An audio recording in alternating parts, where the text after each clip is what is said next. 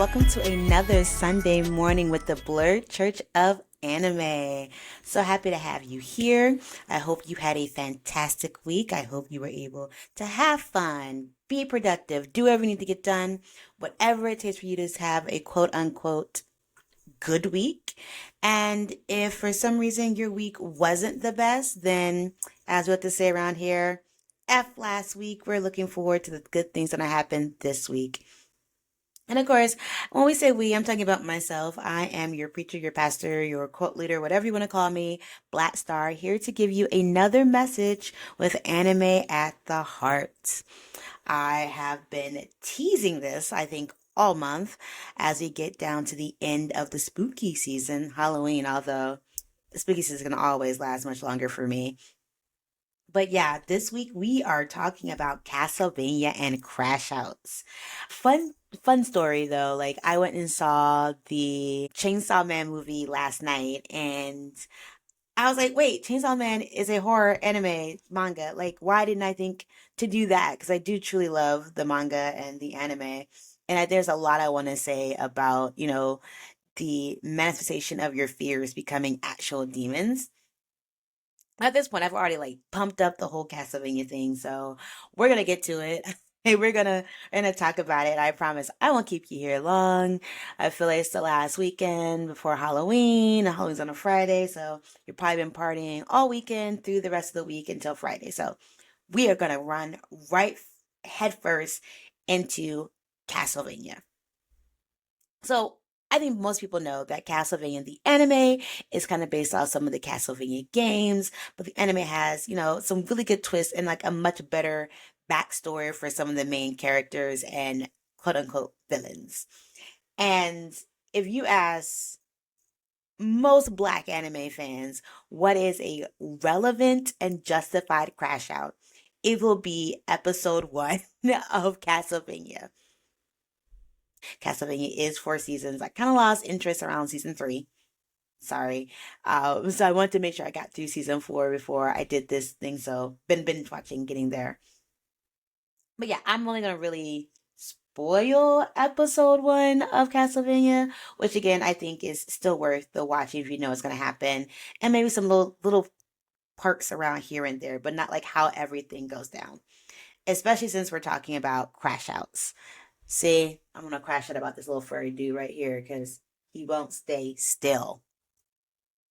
Anyways, let me first start off by saying I appreciate a good crash out. Like, I am not anti crash out at all. I find watching them online when people have ones recorded. I've had my own crash outs. I think crash outs as a general like state of being can be very important to development. And if you're wondering what I mean by a crash out, if I were to go to Urban Dictionary or whatever, crash out is like an extreme emotional response. Typically, it could be yelling, could be throwing things, could be violent, could be just like or just a really big blow up. Especially when you feel like you've had too much happen. Uh, I think crash outs happen for a variety of reasons. And I think there are some crash outs that are justified, which we talk about, and then some crashes that are not quite justified. I tend to be a little bit more harsher towards people who crash out on people who didn't cause the harm, if that makes any sense. Or I think Josh Johnson had a really, really funny, like, kind of skit about this. Someone crashing out at a McDonald's because they didn't give you the right type of sauce to go with your nuggets. When really, like, the crash out isn't about the nuggets or the sauce. It's literally like all these things that came before that you've been holding it together, keeping it together, wanting to be good about, and then this one little thing breaks the camel back, and you just go off, and you are spilling your guts. You're like throwing a tantrum in front of these like workers who because you feel like they don't care and the lake is just sauce because they don't see all the background.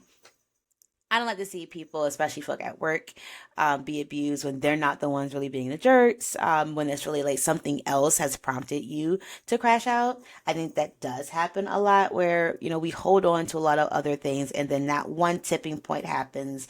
It's like, what they say in Encanto is that pressure where you just feel everything drop and then, someone else becomes the target of our anger, the target of our frustrations. And I feel those are really unjust. Like the crash out itself and you needing to get that out, justified, but who you crash out on, unjustified. I do not love those things, especially when people are in danger because you can't hold your emotions. And it's not about really that person. It's not about the chicken nuggets and the sauce.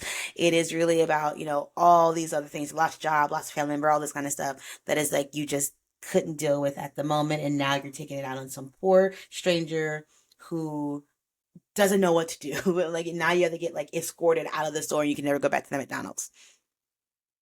I think a more justified crash out, or I think crash outs work best when you're doing it with the person who's caused you harm, or someone who personally knows you a lot better or cares about you in some type of way.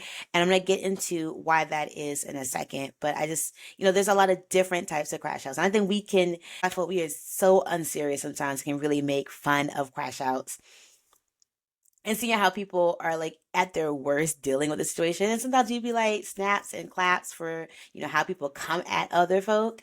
And that's fine. I just want to say that, like, in general, as I talk about crash outs, I'm not saying people should not crash out or that like you're a bad person if you crash out. I feel like it's a human emotional thing, like crying. It's a stress reliever. But I also do wonder like how you're relieving your stress on certain people. With that caveat to the side, let's talk about one of the most epic anime crash outs. And that is Dracula, or Vlad Dracula Tempest in Castlevania. So for those who are new to Castlevania, and again, first episode spoilers mostly. So Dracula, Vlad the Impaler, like just let's start there with that. He's not friendly towards humanity, not a big fan of them. He is like the alpha vampire, the leader of his race, but he lives in a castle all alone, lived a very long life, has the people heads on the stakes and things impaled outside his castle to be like, leave me alone, don't come to my castle, whatever. And got all this knowledge about magic and science and blah blah blah. A human woman named Lisa shows up at his front door and she's like, hey, I want to be a doctor. I want to be able to help people through medicine, and you have all the scientific knowledge. Teach me. And Vlad's like, I don't like humans. Like, you're barking up the wrong tree. You should go somewhere else. And she's like, nah, I think you can do this. And he is intrigued, and so he does start teaching her. They fall in love. They get married. They have a kid. And she's really trying to encourage him to like look at humanity with different eyes. She's like, all humans are bad. I know you've had bad experiences with them. You know, you should go out into the world and travel and see humanity as we are now. And because he loves her, Vlad Dracula decides to do this. Unfortunately, while he's away on one of his traveling journeys and living among humans and blah, blah, blah, Lisa, his wife, gets accused by the church of being a witch and she's burned at the stake. Dracula comes home and his cottage is burned down. People are laying flowers at the site, and he asks what's going on, and like, oh, your wife, they killed her. Like the church and the people in town have killed her, and he does not take this well, justifiably. Like this is a woman who said go out and live among humans, get to know them, and then there's humans that torture and kill his wife for trying to help other people. Like she is labeled as a witch because she has scientific tools and things because she's using medicine to eventually like help and save people's lives. So this is a huge slap in the face. And he goes to the church leaders. He finds the pyre where they have burned her at the stake. And he's like, what? Why did y'all do this? And they're like, she's a witch. And he's like, do you not fear me? And they're like, you're a legend. Like you're not real. The religious people, I'm just saying. And he's like, bet. I will give you a year to make peace with God, and I'm coming and I'm wiping all of you out. This whole country's gone. Like the plan to exterminate humans on. Now, everyone I talk to, when we get to this scene, it's just like, not fair. Like they killed his wife for insane reasons. And he already doesn't like humans. He's doing all of this stuff to like meld into humanity because of his wife. And then for the way they just disrespect him when he's like, "Why did you kill my wife?" Fear crash out. I think what makes it even more interesting is that like he doesn't crash out just in the moment. He doesn't go like, "I'm gonna slaughter everybody here right now." No, no, he makes his decision and then it's like a prolonged crash out because he's like, you got a year. In a year I'm coming back, everybody dying. Make peace with God, do what you need to do, we're done. And like I think he already made his decision before he went to go talk to the priest because he did tell the little lady who was like putting flowers at his wife's at the burnt college, like he's like, leave this country now. And maybe he was gonna crash out there and then he's like, nah, I'm gonna give y'all a year to like think about what you did. Then I'm gonna come and I'm taking everything from everybody. You are all guilty. Uh, and thus starts the story of Castlevania, which is pretty much about the extermination of humans by Dracula and his forces. Part I think of the waiting a year isn't just to be like, stew in the bed that you made, know that I'm coming back in anticipation, but also Dracula needing the year to plan to raise his army from hell so that way he could go about exterminating humans. So there was some planning involved in the crash out. This is such a well like this is meticulous crash out in some ways. If you ever played Castlevania, Dracula's not the good guy. There's all these other good guys that have to stop humanity from becoming extinct. A mass geocide. So, um, yeah, this plan can't go through. But we see in the first few episodes, humans getting murked left and right because a year goes by and Dracula shows up and they are having a party. They're having not a memorial service but a whole celebration on the anniversary of when they killed his wife. Now if it was me, done deal. Like no regrets on this one. Um but there are some things that Dracula regrets as this plan comes together. One is that his son, the son between him and Lisa, Adrian, aka Alucard, is trying to convince his dad not to commit, full genocide of all the humans. There's innocent people. He's like, just kill the people who are involved. Like, fair, we're mad about mom, but like, kill the people directly involved. And Dracula's like, ain't nobody stopped him. Ain't nobody stood up for her. So then ain't nobody innocent. Like nobody was like, no, she's telling me da da da. They all let this woman to save their own hides. This woman who has like saved them from illness and sicknesses and scrapes and bruises and all the kinds of like things. They let her die so that way they wouldn't become the enemy. He's like, nah, all of humanity, of this whole country, gone. And it does cause him to fight with his son, um, because his son just isn't, he has a more of a heart for humans because he's half human and, just like his mom's teaching and everything. So again, an anime community, justified crash out. But it starts a whole chain of events that goes on for 4 seasons that become very convoluted. A lot of things happen, blah, blah, blah, blah. And it goes into the thoughts about like, what does it take and why do we have crash outs and what do crash outs actually accomplish? Because I would like to say most crash outs accomplish like a short term feel good and sacrifices long term changes.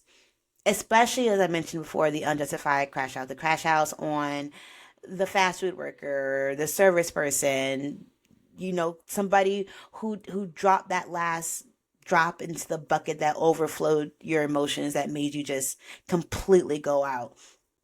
That person can't heal and stop all the pain that you're feeling that got you to that point. And maybe they can kind of address the drop that got in that bucket. But even by that time, it's not really that drop. So like you're crashing out and there's like, you feel better because you're getting all of this emotion that you've been like tampering down and dealing with and being mature about out in this one moment, but at the risk of what? Like traumatizing somebody else, keep getting yourself again banned from places, being put on the internet for this crash out, this tantrum. I think like internally it can feel really good in the moment, but then I think for like genuinely good people start thinking, oh my gosh, I literally went off on this random person and I feel bad and it becomes a cringe moment, a guilt moment. One of those things you play in your head for 15 years going forward. Now there are justified crash outs, and I say even for a lot of those, you sacrifice long term change and growth for a short term feel better in the crash out. Because even though again you're justified because you're doing it against the people who've harmed you, you're doing this, to kind of like bring attention to the harm. And it's even if you're like so eloquent about what is happening and why you're crashing out to the people who directly, you know, sent you to this level. Some people tend to look at crash outs as like, okay, you just need to get this out and then walk away and don't want to have a conversation about it afterwards. Um, I can't, I know it's like really, really hard for a lot of people after a big crash out to like rebuild relationships or to get into that space to be like, a lot of people I see after a crash is like, okay, it was just me. I was a lot going through. Like you try to dismiss the outburst because you feel weird about it. You try to dismiss that like there is work that has to be done moving forward. It's more like I was having a bad day. I just need to get that out and we're done. And yes, that could very well be the situation. That could very well be the case, but there was something that was going on that caused you to like reach your emotional capacity. And I'm wondering, are you taking the steps and working with the people who get you there to make sure that you don't keep hitting that upper limit? Because then you find yourself crashing out more and more. And the more you crash out, the more you just become a toddler, just throwing fits everywhere anytime something inconveniences you. That's not to say that like all crash outs, doesn't solve a long term problem. I personally remember a crash out I had on a close family member. That even like years later, like kind of reviewing and like thinking back, like this is one of the things I play in my head quite often. I realized that like it wasn't that one situation, the one event that fueled the crash out. It was a series of things over the years. Even though I couldn't say that at the moment, I was really focusing on how this person made me feel in that moment and that event. And like it was a long time coming. The crash out happened, and years later, I can use that as like a turning point to be like how my relationship with this person has gotten better. And again, it had to happen in front of somebody who cared about me. It had to happen with somebody who like cared about my well-being, was willing to like apologize and have a conversation with me. And then both of us for realizing like how we need to change our behaviors. And while we didn't like directly talk about who's changing what behavior, per se, it was more so like acknowledging like how we've been working wasn't working. And then and again, me like again replaying that crash out over and over again, it was like, oh, I've kept a lot of these things in. I haven't dealt with these things. I haven't spoken up about this stuff. What can I do to be better about like not letting it build up and like making sure that I am, again, like I said, I don't want to be anybody's punching bag, but I've been trying to be really accommodating to that person, and then realizing that accommodation was like literally eating away at me. And like to this day, I think we have much better communication after that incident. I think that is an example of like the crash out. You know, it didn't give me short term relief. Like I felt very embarrassed after it all happened, but like I think long term, it did like help create a better pathway and better communication with this person. And I think a lot of times that only happens when you're dealing with people who care about you and people who are invested in you and people who want to know like, well, how did you get to this level? How did you get to again that emotional like capacity where you couldn't do anything? This is all you could do is the screaming, the yelling, the fighting, the throwing things, whatever it is that you did in your crash out. And I think that goes back to Castlevania, where Dracula's crash out isn't people that care about him. It's people who don't even acknowledge that he really existed, which is again wild. Who are throwing their stuff in his face, and there is no reconciliation to happen. There is no like, okay, he kills this whole town in the beginning of this war against humanity, and people can't even acknowledge why he's doing it. Like there's a whole conspiracy on like, no, it's his people's fault and why the vampires are killing all humans. it's just so much happening, and then he waited a year to start the killing, and then this war is dragging out. Like, it's not happening as quickly, as succinctly as he would like. He's pulled in his vampire advisors, he's pulled in a couple of human sympathizers to help lead armies, and it creates this whole big convoluted mess, because now that you have so many other people involved in your crash out, now so many people have the opportunity to be like, well, he's unfit, he's crazy, all this stuff, blah blah blah blah. I don't like how this is happening. Like, it gets to be a lot, and politics get played, and people gonna people, whether they're humans or vampires. I think the biggest issue that you see is between Alucard and Dracula. So father and son, like, really like not understanding the other person's point of view, and that leading to violence, that leading to separation, that leading to them not being able to work together, and actually working at opposite each other to the point where they have to hurt or kill each other. And that is, again, not the point I think Dracula wanted in the crash out and trying to get revenge for his wife. Like, he wanted his son to be involved, his son to back him up, but in the end, it's like it's splitting that family apart. I'll also say, like, you don't get peace sometimes, even with a justified crash out. I said this in the last episode. I've said this before. Like, sometimes, you're trying to get your revenge. You having this, again, justified crash out. Like, my favorite example is John Wick. But then, you get it done, but then you don't have a moment of peace afterwards. And I think in this entire war, and Dracula's trying to eliminate all humans in this country in, revenge for his wife, he doesn't get any peace. Like, things get worse and worse, and there's just so much going on. And I mean, eventually Alucard is like, bruh, this is like the longest suicide. I'm like, what are you doing? You died when mom died. Like, you don't really want to do this. I think you've been trying to find someone to put you out your misery. And it just drags a whole lot of people into it.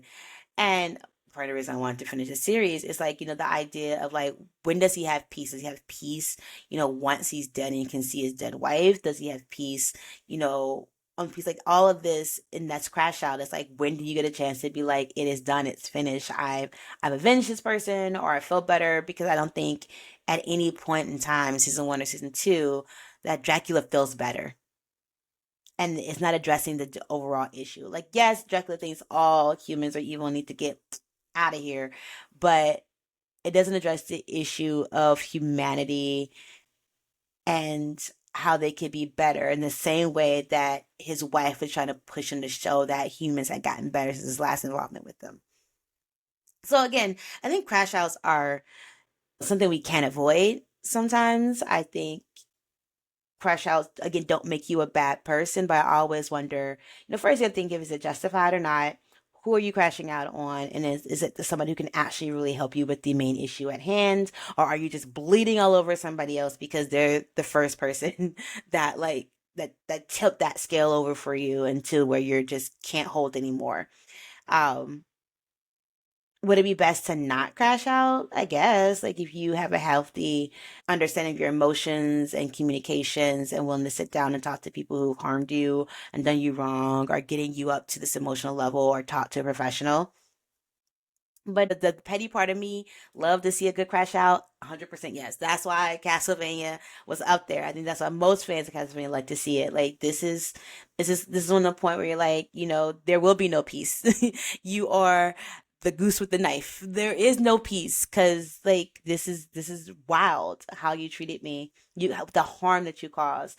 I am somebody who, my rage burns hot really fast, and I don't think I don't consider this a crash out, but some people may. Like, I will tell you how I'm feeling in that moment right then and there. That way I can say it and get off my chest, and then I can feel better and rebuild the relationship, especially if I burn some bridges while telling you exactly how I felt about you in this moment.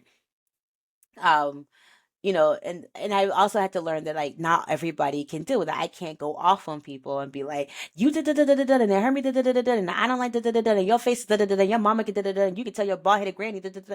I can't go all out on people and then be like, whoo, got off my chest, I'm better. Girl, you wanna go get some food? Like, people, they got to process too, and learning how to let people process. I've done a lot with conflict navigation, and even my own style of conflict, and people who are conflict averse and trying to get, through how do we have communications and what it means to be elevated. I have been that black girl in the office where people are like, oh, you're the angry black girl, where I want to have a conversation and fuck it. Like, you're elevated right now. I can't talk to you. I'm like, I'm not elevated. I'm not even at a 3. And you worried I'm at a 10, you would not be able to handle me at a 10. Because I think some of those things are not justified. But in working with people and having to be in community with people, I've learned that the crash out ain't always the best way to get the results that you want. And again, I get it. It's like bursting into tears. It's sometimes not something you can control. But I do think if you're regulating your emotions, if you are like looking at your emotional capacity too, and seeing like where do things, or where, how close am I getting to being overflowed, to where I have too much for me to be able to take it all in, and you start like, dumping out some of that extra water or those extra problems, and finding a way to like do something that helps relieve it, which is why I'm part of like having good weeks, mean doing things that you love, or people you can talk to about it, or doing a lot of preemptive stuff. You're more likely to not get to that level where you need to crash out, where you need to have that release that is open and super expressive and could be super harmful to other people, even though they may have done you harm as well. I mean, again, crash outs, justified crash outs. Love to see them, videotape them, put them on TikTok. I will watch them all day.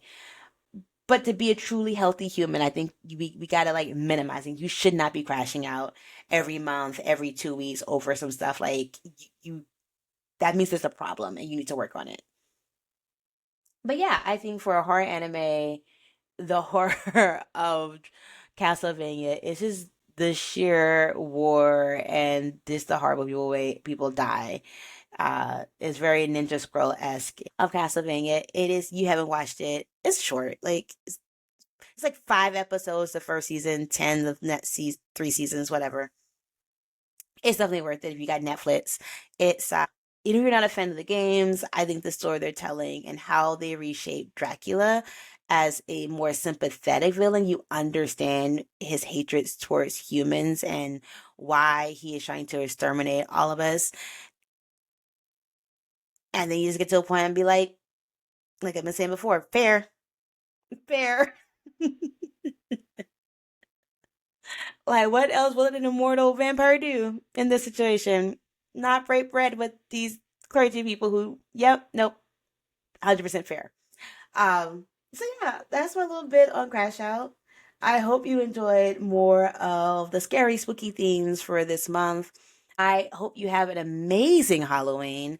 Get dressed up, eat some candy, listen to spooky music, watch all your favorite Halloween shows. I know that I've done that all month long, and next week I get to do like my favorites. Like I always put my favorites at the end. So I'm getting to my Nightmare Before Christmas, my Hocus Pocus. I'm getting to my Halloween Towns. All of these are Disney related properties. Um, my non-Disney stuff, I am actually a big fan of watching The Haunting on Hill House now. I actually spread it out throughout the month because I do. It still scares me. All the ghost popping still scares me, and the big net lady. Ugh. But yeah, now I'm just rambling, and I should be gone to sign. So I'll see you next week. All right, bye. Yeah. The Blerd Church of Anime podcast is produced by Black Star, aka Lauren Tillman, written by Lauren Tillman, and hosted by Lauren Tillman. Music created by EL47.